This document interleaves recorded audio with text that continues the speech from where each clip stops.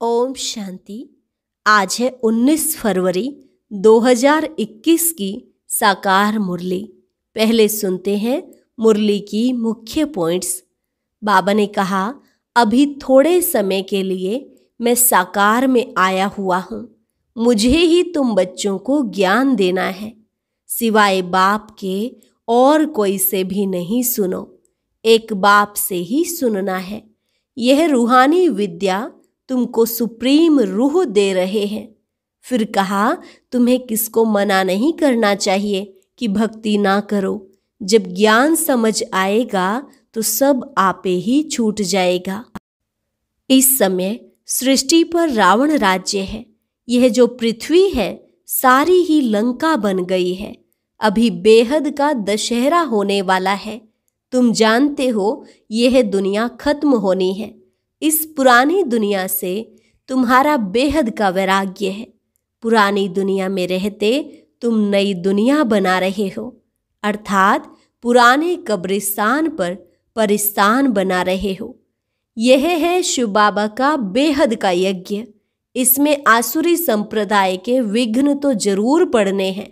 इस ज्ञान यज्ञ से ऐसी विनाश ज्वाला प्रज्वलित होनी है जो सारी पुरानी दुनिया इसमें स्वाहा हो जाएगी। और लास्ट में बाबा ने कहा, इस समय सारी दुनिया पतित है, लेकिन इसमें भी किसका दोष नहीं है। यह तो बना बनाया ड्रामा है। जैसे सोने में खाद पड़ जाती है तो सोना पतित बन जाता है, फिर उसको साफ करने के लिए आग में डाला जाता है। ऐसे ही तुम्हारी यह योग अग्नि है जिससे आत्मा के सारे पाप जलकर भस्म हो जाएंगे। अब सुनते हैं महावाक्यों को विस्तार से। मुरली का सार। मीठे बच्चे, तुम इस कब्रिस्तान को परिस्तान बना रहे हो, इसलिए तुम्हारा इस पुरानी दुनिया कब्रिस्तान से पूरा पूरा वैराग्य चाहिए। प्रश्न, बेहद का बाप अपने रूहानी बच्चों का वंडरफुल सर्वेंट है, कैसे? उत्तर, बाबा कहते, बच्चे मैं तुम्हारा धोबी हूँ।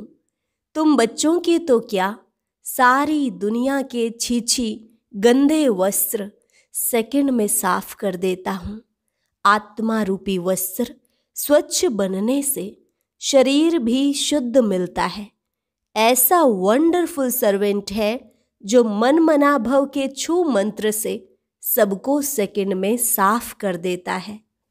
ओम शांति। ओम शांति का अर्थ बच्चों को बाप ने समझाया है। अहम आत्मा का स्वधर्म है शांत।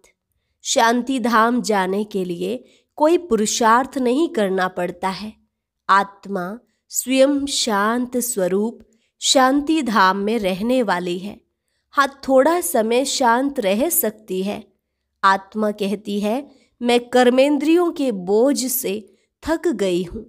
मैं अपने स्वधर्म में टिक जाती हूँ, शरीर से अलग हो जाती हूँ। परंतु कर्म तो करना ही है। शांति में कहाँ तक बैठे रहेंगे? आत्मा कहती है, हम शांति देश के रहवासी हैं। सिर्फ यहाँ शरीर में आने से मैं टोकी बना हूँ।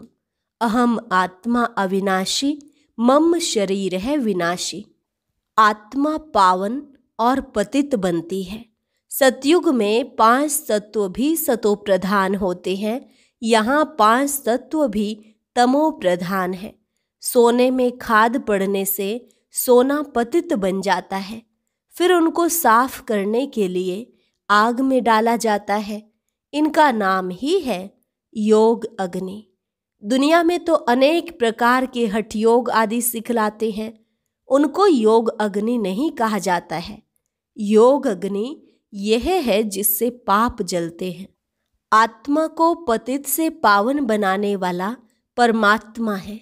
बुलाते हैं, हे पतित पावन आओ। ड्रामा प्लान अनुसार सबको पतित तमो प्रधान बनना ही है। यह झाड़ है, इनका बीज रूप ऊपर में है। बाप को जब बुलाते हैं बुद्धि ऊपर चली जाती है, जिससे तुम वर्षा ले रहे हो। जो अब नीचे आया हुआ है। कहते हैं मुझे आना पड़ता है।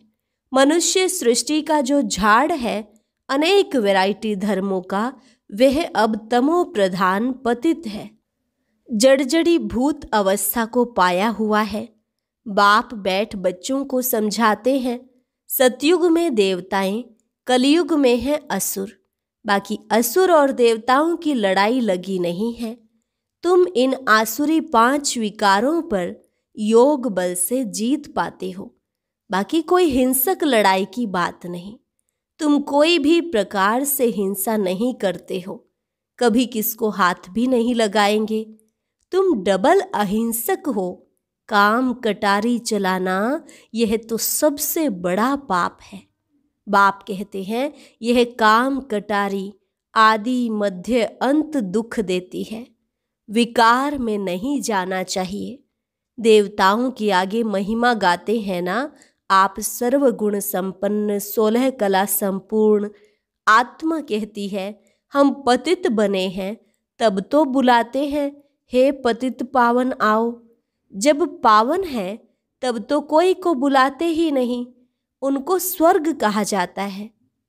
यहाँ तो साधु संत आदि कितनी धुन लगाते हैं, हे पतित पावन सीताराम। बाप कहते हैं इस समय सारी दुनिया पतित है, इसमें भी किसका दोष नहीं है। यह ड्रामा बना बनाया है। जब तक मैं आऊं इन्हों को अपना पार्ट बजाना है। ज्ञान और भक्ति, फिर है वैराग्य। पुरानी दुनिया से वैराग्य, यह है बेहद का वैराग्य। उन्हों का है हद का वैराग्य। तुम जानते हो यह पुरानी दुनिया अब खत्म होनी है। नया घर बनाते हैं तो पुराने घर से वैराग्य हो जाता है ना। बेहद का बाप कहते हैं अभी तुमको स्वर्ग रूपी घर बनाकर देता हूँ। अभी तो है नर्क, स्वर्ग है नई दुनिया, नर्क पुरानी दुनिया। अभी पुरानी दुनिया में रहे हम नई दुनिया बना रहे हैं। पुराने कब्रिस्तान पर हम परिस्तान बनाएंगे। यही जमुना का कंठा होगा, इस पर महल बनेंगे। यही देहली, जमुना नदी आदि होगी। बाकी यह जो दिखाते हैं पांडवों के किले थे, यह सब हैं दंत कथाएं। ड्रामा प्लान अनुसार जरूर फिर यह बनेंगे। जैसे तुम यज्ञ तप दान आदि करते आए हो, फिर भी करना होगा। पहले तुम शिव की भक्ति करते हो, फर्स्ट क्लास मंदिर बनाते हो, उसको व्यभिचारी भक्ति कहा जाता है। अभी तुम ज्ञान मार्ग में हो, यह है अव्यभिचारी ज्ञान। एक ही शिव बाबा से तुम सुनते हो। जिसकी पहले पहले तुमने भक्ति शुरू की, उस समय और कोई धर्म होते नहीं, तुम ही होते हो। तुम बहुत सुखी रहते हो। देवता धर्म बहुत सुख देने वाला है। नाम लेने से मुख मीठा हो जाता है। तो तुम एक बाप से ही ज्ञान सुनते हो। बाप कहते हैं और कोई से ना सुनो। यह है तुम्हारा अव्यभिचारी ज्ञान। बेहद के बाप के तुम बने हो, बाप से ही वर्षा मिलेगा नंबरवार पुरुषार्थ अनुसार। बाप भी थोड़े समय के लिए साकार में आया हुआ है। कहते हैं मुझे ही तुम बच्चों को ज्ञान देना है। मेरा स्थायी शरीर है नहीं, मैं इसमें प्रवेश करता हूँ।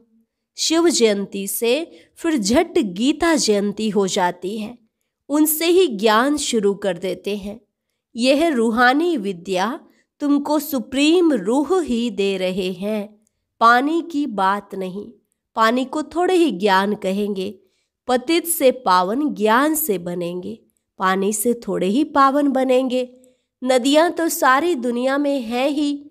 यह तो ज्ञान सागर बाप आते हैं, इसमें प्रवेश कर नॉलेज सुनाते हैं। यहाँ जब कोई मरते हैं तो मुख में गंगा का जल डालते हैं। समझते हैं यह जल है पतित से पावन बनाने वाला, तो स्वर्ग में चला जाएगा। यहाँ भी गौमुख पर जाते हैं। वास्तव में गौमुख तुम चैतन्य हो। तुम्हारे मुख से ज्ञान अमृत निकलता है। गऊ से दूध मिलता है, पानी की तो बात नहीं। यह अभी तुमको पता पड़ा है। तुम जानते हो ड्रामा में जो एक बार हो गया है वह फिर 5000 वर्ष के बाद होगा, हूबहू रिपीट। यह बाप बैठ समझाते हैं, जो सभी का सदगति दाता है। अभी तो सब दुर्गति में पड़े हैं। आगे तुम नहीं जानते थे कि रावण को क्यों जलाते हैं। अभी तुम समझते हो बेहद का दशहरा होना है। सारी सृष्टि पर रावण राज्य है ना। यह सारी जो पृथ्वी है वह लंका है। रावण कोई हद में नहीं रहता। रावण का राज्य सारी सृष्टि में है। भक्ति भी आधा कल्प चलती है। पहले होती है अव्यभिचारी भक्ति, फिर व्यभिचारी भक्ति शुरू होती है। दशहरा, रक्षाबंधन आदि सब अभी के त्योहार हैं। शिव जयंती के बाद होती है कृष्ण जयंती। अभी कृष्णपुरी स्थापन होती है। आज कंसपुरी में है, कल कृष्णपुरी में होंगे। कृष्ण थोड़े ही यहाँ हो सकता। कृष्ण जन्म लेते ही हैं सतयुग में। वह है फर्स्ट प्रिंस। स्कूल में पढ़ने जाते हैं। जब बड़ा होता है तब गद्दी का मालिक बनता है। बाकी यह रास लीला आदि वह तो आपस में खुशी मनाते होंगे। बाकी कृष्ण किसको बैठ ज्ञान सुनाए, यह हो कैसे सकता। सारी महिमा एक शिव बाबा की है, जो पतितों को पावन बनाते हैं। तुम कोई बड़े ऑफिसर्स को समझाओ तो कहेंगे आप राइट कहती हो, परंतु वह और किसी को सुना न सके। उनकी बात कोई सुनेगा नहीं। बीके बना और सब कहेंगे इनको तो जादू लग गया है। बीके का नाम सुना बस समझते हैं यह जादू करती होंगी। थोड़ा किसको ज्ञान दो तो कह देते यह बीके जादू लगाती हैं। बस यह तो सिवाय अपने दादा के और किसको मानती नहीं। भक्ति आदि कुछ नहीं करती। बाबा तो कहते हैं किसको मना नहीं करना है कि भक्ति ना करो, आपे ही छूट जाएगी। तुम भक्ति छोड़ते हो, विकार छोड़ते हो, इस पर ही हंगामा होता है। बाबा ने कहा है मैं रुद्र ज्ञान यज्ञ रचता हूँ।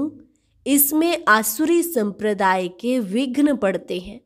यह है शिव बाबा का बेहद का यज्ञ, जिसमें मनुष्य से देवता बनते हैं। गाया हुआ भी है, ज्ञान यज्ञ से विनाश ज्वाला प्रज्वलित हुई। जब पुरानी दुनिया विनाश हो तब तो नई दुनिया में राज्य करेंगे। मनुष्य कहेंगे हम कहते हैं शांति हो, और यह बीके कहती हैं विनाश हो। बाप समझाते हैं यह सारी पुरानी दुनिया इस ज्ञान यज्ञ में स्वाहा हो जाएंगी। इस पुरानी दुनिया को आग लगनी है। नेचुरल कैलेमिटीज भी आएंगी। विनाश तो होना ही है। सरसों मुआफिक सब मनुष्य पीसकर खत्म हो जाएंगे, बाकी आत्माएं बच जाएंगी। यह तो कोई भी समझ सकते हैं, आत्मा अविनाशी है। अभी यह बेहद की होलिका होनी है, जिसमें शरीर सब खत्म हो जाएंगे, बाकी आत्माएं पवित्र बन चली जाएंगी। आग में चीज शुद्ध होती है ना, हवन करते हैं शुद्धता के लिए। वह सब हैं जिस्मानी बातें। अभी तो सारी दुनिया स्वाहा होनी है। विनाश के पहले जरूर स्थापना हो जानी चाहिए। किसको भी समझाओ तो पहले बोलो स्थापना, फिर विनाश। ब्रह्मा द्वारा स्थापना। प्रजापिता तो मशहूर है ना, आदि देव और आदि देवी। जगत अम्बा के भी लाखों मंदिर हैं, कितने मेले लगते हैं। तुम हो जगत अम्बा के बच्चे, ज्ञान ज्ञानेश्वरी, फिर बनेंगे राज राजेश्वरी।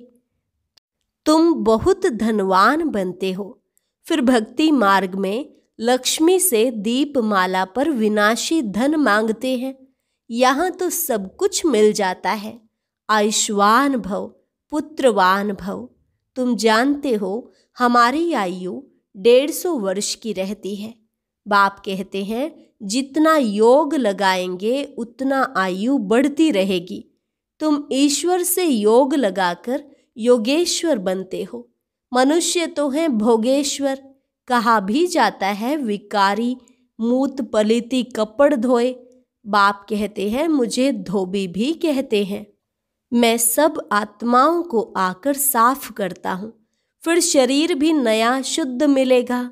बाप कहते हैं मैं सेकंड में सारी दुनिया के कपड़े साफ कर लेता हूँ। सिर्फ मन मनाभव होने से आत्मा और शरीर पवित्र बन जाएंगे। छू मंत्र है ना, सेकंड में जीवन मुक्ति। कितना सहज उपाय है। बाप को याद करो तो पावन बन जाएंगे।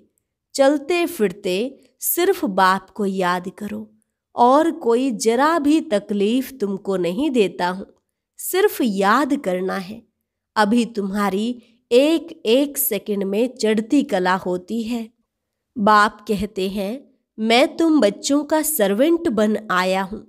तुमने बुलाया ही है, हे पतित पावन आओ, आकर हमको पावन बनाओ। अच्छा बच्चे, आया हूँ तो सर्वेंट हुआ ना। जब तुम बहुत पतित बने हो तभी जोर से चिल्लाते हो। अब मैं आया हूँ, मैं कल्प कल्प आकर तुम बच्चों को यह मंत्र देता हूँ, मुझे याद करो तो तुम पावन बन जाएंगे। मन मनाभव का अर्थ भी है मन मनाभव मध्याजी भव, अर्थात बाप को याद करो तो विष्णुपुरी के मालिक बनेंगे। तुम आए ही हो विष्णुपुरी का राज्य लेने। रावणपुरी के बाद है विष्णुपुरी, कंसपुरी के बाद कृष्णपुरी। कितना सहज समझाया जाता है। बाप कहते हैं इस पुरानी दुनिया से ममत्व मिटा दो। अभी हमने 84 जन्म पूरे किए हैं। यह पुराना चोला छोड़कर हम जाएंगे नई दुनिया में। याद से ही तुम्हारे पाप कटते जाएंगे। इतनी हिम्मत करनी चाहिए। वह तो ब्रह्म को याद करते हैं, समझते हैं ब्रह्म में लीन हो जाएंगे, परंतु ब्रह्म तो है रहने का स्थान। वो लोग तपस्या में बैठ जाते हैं, बस हम ब्रह्म में जाकर लीन हो जाएंगे, परंतु वापिस तो कोई जा नहीं सकते। ब्रह्म से योग लगाने से पावन तो बनेंगे नहीं, एक भी जा न सके। पुनर्जन्म तो लेना ही है। बाप आकर सच बतलाते हैं। सचखंड सच्चा बाबा स्थापन करते हैं। रावण आकर झूठ खंड बनाते हैं। अभी यह है संगम युग। इसमें तुम उत्तम से उत्तम बनते हो, इसलिए इनको पुरुषोत्तम कहा जाता है। तुम कौड़ी से हीरे जैसा बनते हो, यह है बेहद की बात। उत्तम से उत्तम मनुष्य है देवताएं। तो अभी पुरुषोत्तम संगम युग पर तुम बैठे हो। तुमको पुरुषोत्तम बनाने वाला है उच्चते उच्च बाप।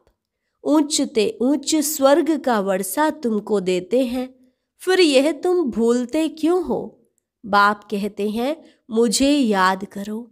बच्चे कहते हैं बाबा कृपा करो तो हम भूले नहीं। यह कैसे हो सकता? बाबा के डायरेक्शन पर चलना है ना। बाप कहते हैं मुझे याद करो तो तुम पतित से पावन बन जाएंगे। राय पर चलो ना, बाकी आशीर्वाद क्या करूं? अच्छा, मीठे मीठे सिक्की लधे बच्चों प्रति मात पिता बाप दादा का याद प्यार और गुड मॉर्निंग। रूहानी बाप की रूहानी बच्चों को नमस्ते। रूहानी बच्चों की रूहानी बाप दादा को नमस्ते नमस्ते, गुड मॉर्निंग। धारणा के लिए मुख्य सार। पहली पॉइंट, बाप के हर डायरेक्शन पर चलकर स्वयं को कौड़ी से हीरे जैसा बनाना है। एक बाप की याद में रहे स्वयं के वस्त्रों को स्वच्छ बनाना है। दूसरी पॉइंट, अब नए घर में चलना है, इसलिए इस पुराने घर से बेहद का वैराग्य रखना है। नशा रहे कि इस पुराने कब्रिस्तान पर हम परिस्तान बनाएंगे। वरदान, संगम युग के श्रेष्ठ चित्र को सामने रख भविष्य का दर्शन करने वाले त्रिकालदर्शी भव। संगम युग के श्रेष्ठ चित्र को सामने रख भविष्य का दर्शन करने वाले त्रिकालदर्शी भव। भविष्य के पहले सर्व प्राप्तियों का अनुभव आप संगम युगी ब्राह्मण करते हो। अभी डबल ताज तख्त तिलकधारी और सर्व अधिकारी मूर्त बनते हो। भविष्य में तो गोल्डन स्पून होगा, लेकिन अभी हीरे तुल्य बन जाते हो। जीवन ही हीरा बन जाता है।